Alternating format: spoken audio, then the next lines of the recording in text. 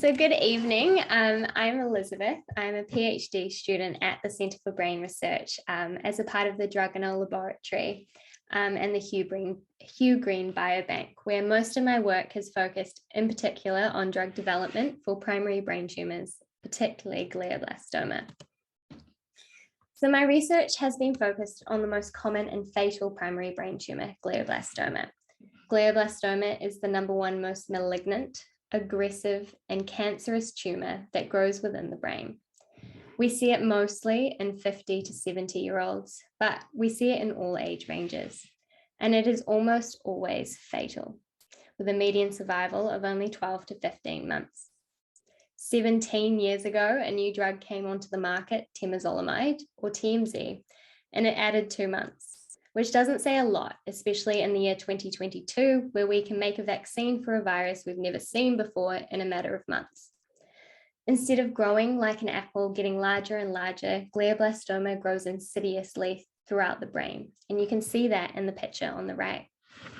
But why is it so elusive? With all the great minds in science and medicine over the last couple of decades, we still haven't been able to figure out this tumour. We've had plenty of cures and disease-modifying treatments for other cancers, but not for glioblastoma. There are some new treatments, immunotherapies, tumour treating fields, and a lot of different variations on this theme. But frankly, none of them have made a huge impact, and none of these additional treatments are funded in New Zealand. So currently the standard of care for TMZ is surgical resection, followed by chemotherapy with temozolomide, and then a combination of temozolomide and radiotherapy. But inevitably, there is a really high recurrence rate. And as I mentioned before, unfortunately, no cure. So whilst there have been innovative and cutting edge advancements in biomedical research, GBM treatment options and patient outcomes have remained largely unchanged over several decades. However, there are currently 150 clinical trials ongoing worldwide for glioblastoma, but only a handful of these are in phase 3, and unfortunately, even less are likely to make it to clinical use. However, recently there's been a new shift in the design of clinical trials, and one of these is called GBM Agile, which is a unique approach to clinical trials, where it's a collaborative approach between clinicians, researchers, governments, pharmaceutical companies, and patient advocacy groups. So this new clinical trial approach is supposed to be advantageous for GBM patients because it will help to identify treatments faster, allowing researchers to simultaneously and dynamically study the effect of multiple unique drugs. Essentially, it allows a patient to change drugs during the course of their clinical trial to identify effective treatments for them. Excitingly, this was recently brought to Australia. Beforehand, it was residing largely in Europe and the United States. And we hope that in the future, New Zealand patients may be able to get access to these trials. So most drugs in these clinical trials are typically targeting what we call specific tyrosine kinase receptors that are specific receptors that are mutated or altered in GBM cells.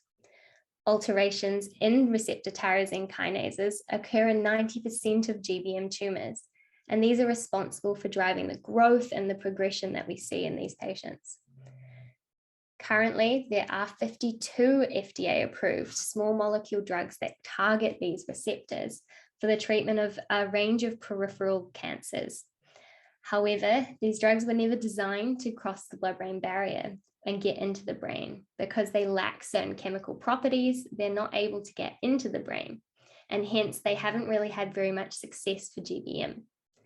So most of my work is trying to figure out a way that we can repurpose these compounds because it may allow us to expedite the process in finding anti-cancer therapies for GBM.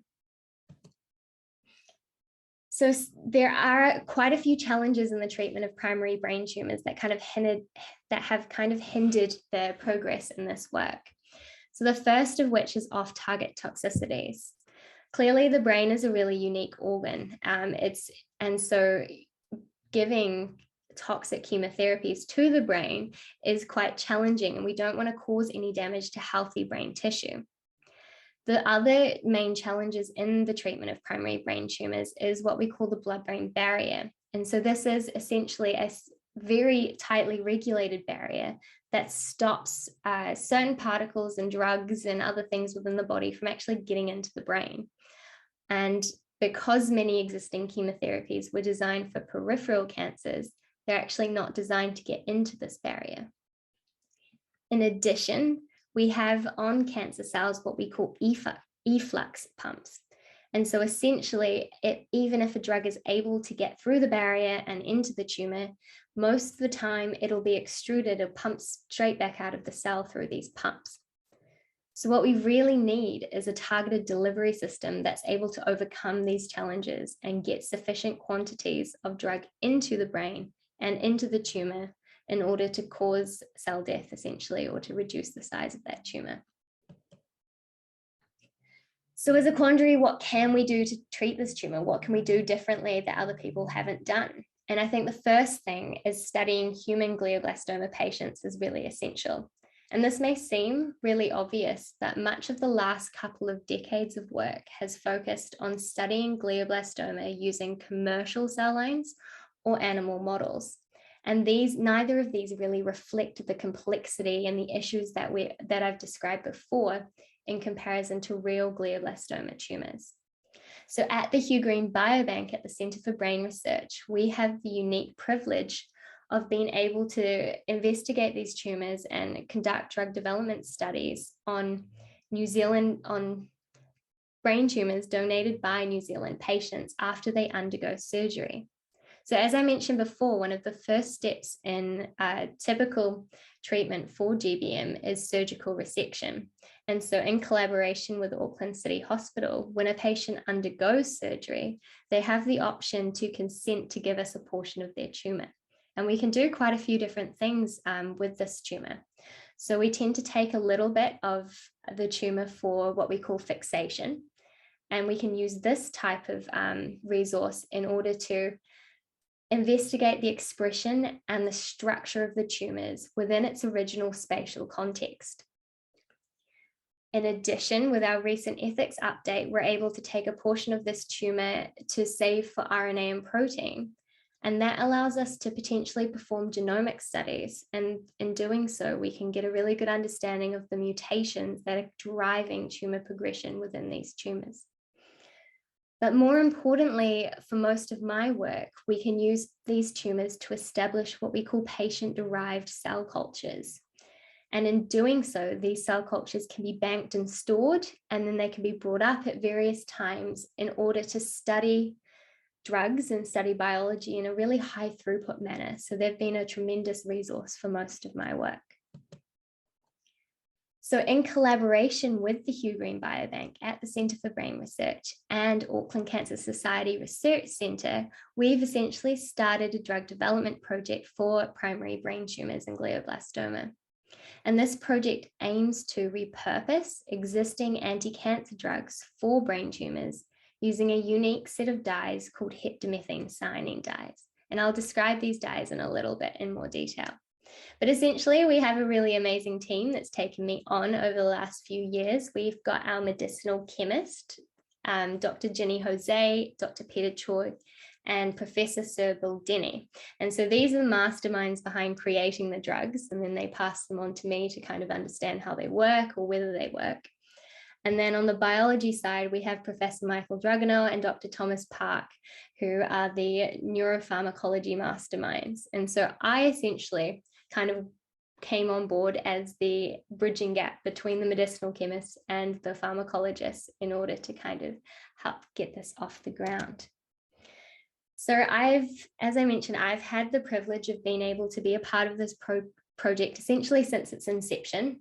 As I mentioned, working as that kind of bridge between the two different groups. And so we've had enormous support from the Neurological Foundation throughout the generation of this project, starting with a small project grant and the summer research scholarship that allowed me to kind of get a taste for neuroscience and for oncology. And so I fell in love with the project, stayed on during my honours year. And then that allowed me to kind of keep building on this research And then I was awarded the Neurological Foundation Gillespie PhD scholarship. And so that's been supporting me again to continue on this project. And then recently we were awarded a Neurological Foundation project grant to kind of support the growth of this project as we continue to grow.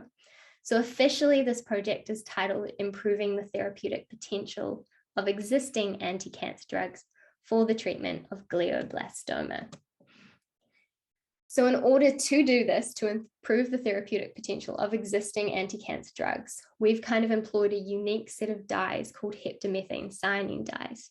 So these are not just a mouthful of a word to say, but these are near-infrared fluorescent dyes, which have a couple of key properties that allow them to be really useful for overcoming the challenges that I described earlier. So one of these properties is that they're blood-brain barrier permeable.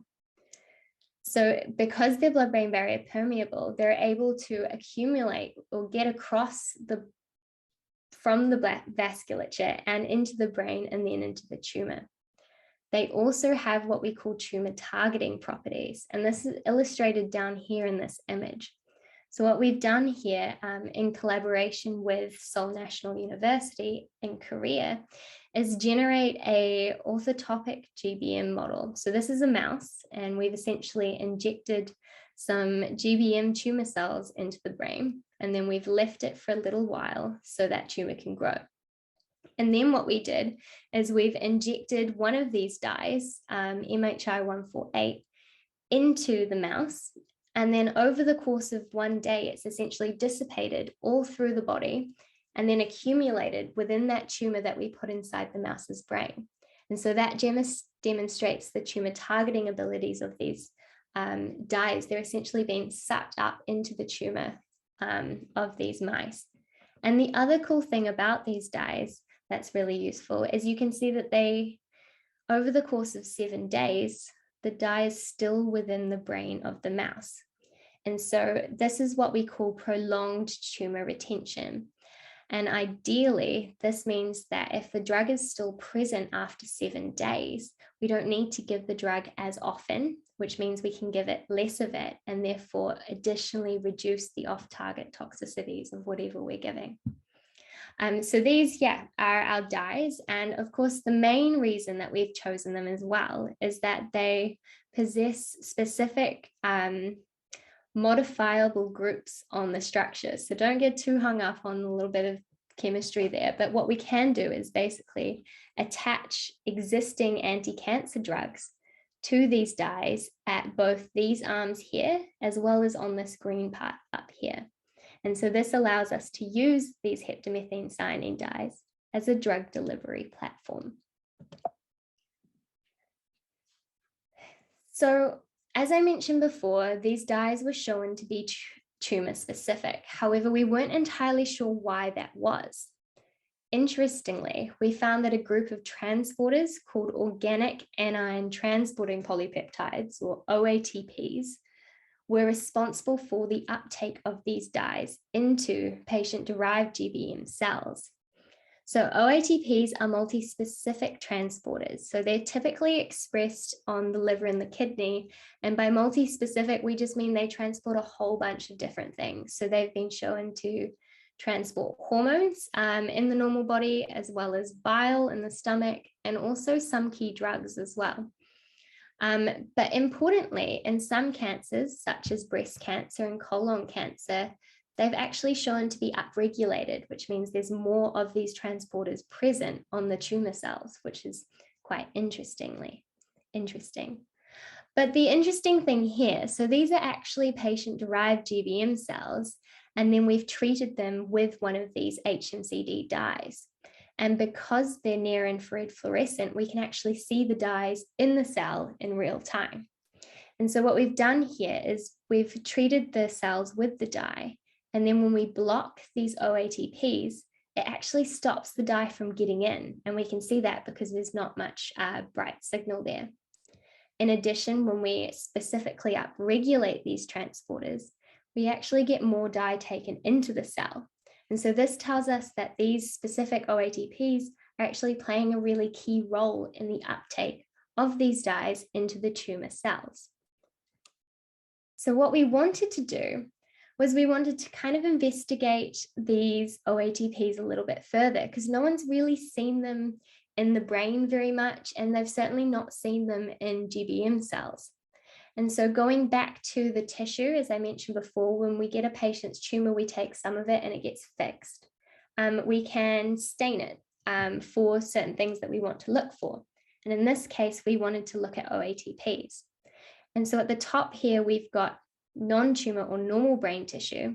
And at the bottom here, we have GBM tissue. And in each of these are just 4 different, slightly different versions of those OATPs. But the important thing is that we found that that green signal, which is the OATPs, is much brighter in the GBM tumor tissue compared to the normal brain tissue. And so this tells us that there's an upregulation of these transporters on GBM tissue. And so if we follow that logic, if the tumors express more of this transporter, the tumors would be more likely to take up the conjugate and the dye, which may explain why our dyes are tumor specific. Another key thing that we found was that the same transporters were also upregulated on GBM blood vessels, or the vasculature. And this is really important because when I was talking about the blood-brain barrier, if the blood vessels within the tumor express these transporters and they're upregulated, then if we follow the same logic, the dyes will be able to use these transporters to get out of the blood and into the tumor. And so, yeah, again, you can see here that these are just lots of little kind of images of blood vessels within the normal brain and within the tumor.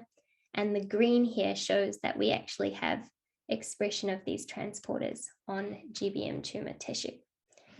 So essentially what we're doing is we're actually taking advantage of these transporters. So the GBM cells, we hypothesize, are increasing the expression of these transporters so that they can get more food and more nutrients so that they can continue to grow.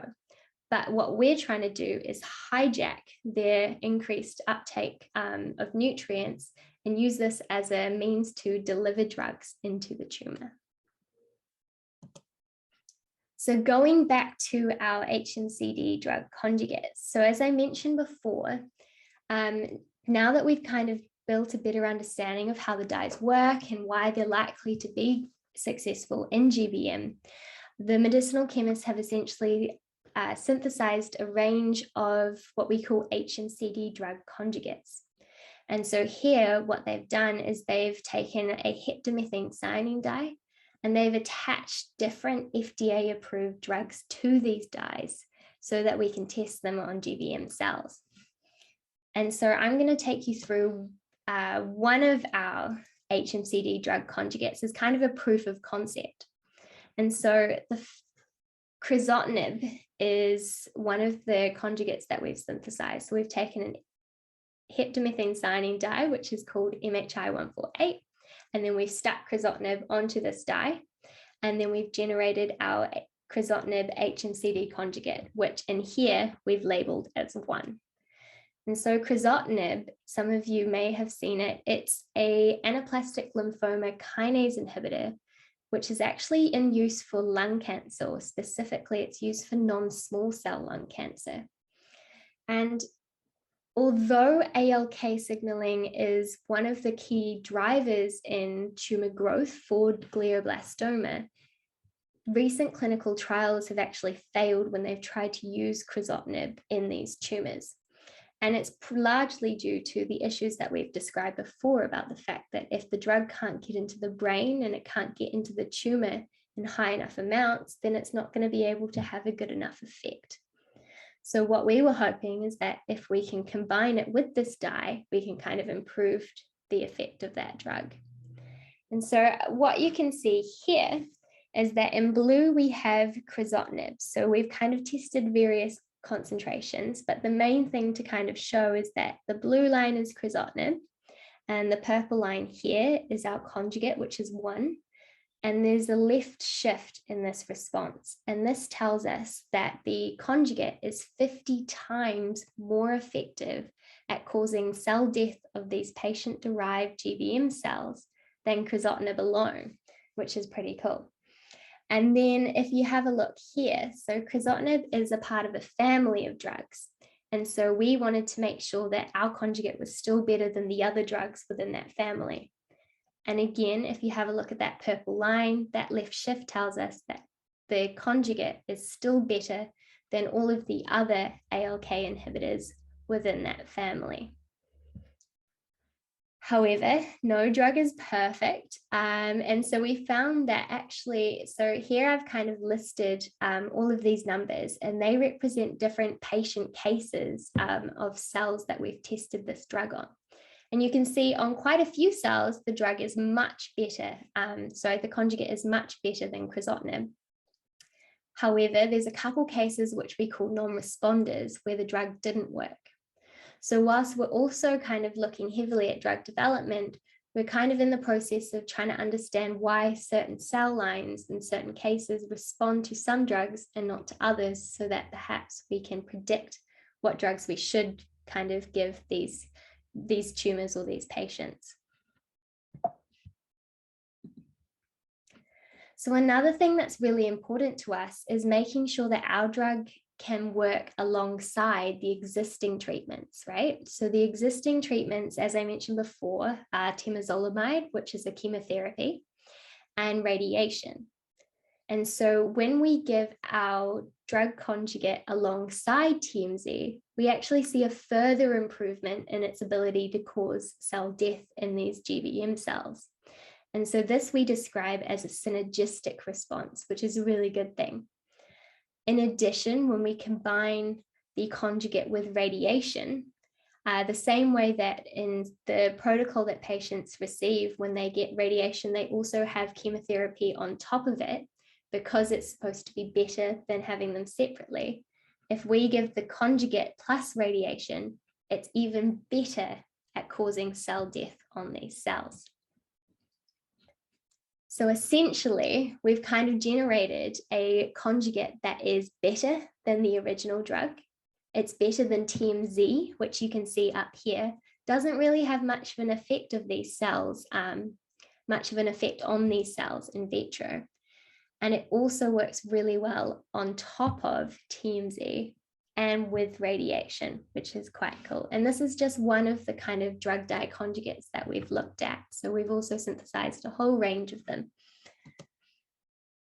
But essentially, to summarize it briefly, when we are able to conjugate an existing FDA-approved drug to one of these heptamethine dyes, they are way more potent or way better at causing cell death than just using the drug alone.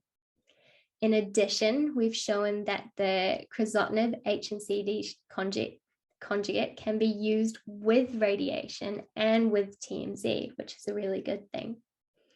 As well as that, we've also shown that these conjugates likely use these specific transporters called OATPs, which are upregulated on blood vessels, so they will allow it to get into the brain. And they're also upregulated on the tumor cells, which means that they're more likely to be taken up by the tumor cells than by normal brain tissue, and therefore reduce those kind of off-target toxicities that can be quite scary with chemotherapy. One of the other key things is that these conjugates don't get spat back out by the cells, so they're not substrates for these efflux pumps. So overall, heptamethine cyanine dyes, we think, are a really promising drug delivery system for the treatment of GBM, and we'll continue to kind of expand on this work and start to move into larger models and start to go into those animal models to progress this work further. But yeah, that is all I have to say. I would really like to acknowledge the Neurological Foundation for all their support and their continued support of this project, and then also my work in research, as well as our amazing supervisory team that kind of taken me all the way through, and all of the different collaborators within that have contributed to this work. But last but not least, the patients, the donors, and their families, without which none of this work would be possible.